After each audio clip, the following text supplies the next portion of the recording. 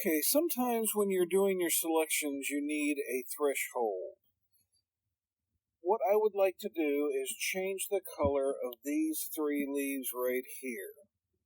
In order to do that, you have to select them first. However, if you've gone and made the silly mistake, which we all make, of putting everything on one layer, the lines and the colors and all that, sometimes when you tap on one of the leaves, everything gets selected.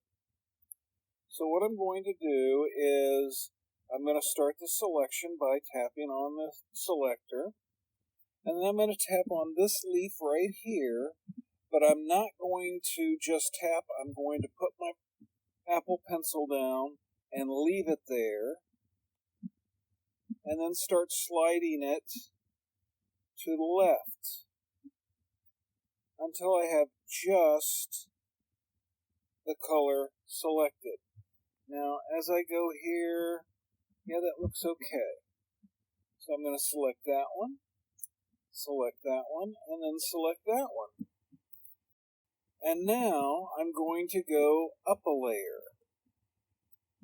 The color that I want to use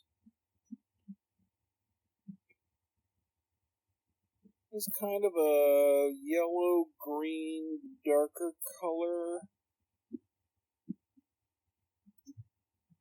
And I'm going to tap on layer 2, and I'm going to say fill layer. That will fill only the part that I want.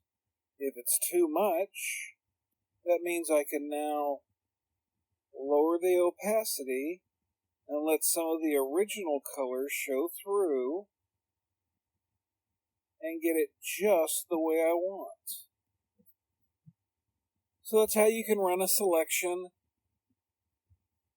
on a single layer and then be able to adjust it however you like. I hope this helps you out, and I do hope you have a wonderful day.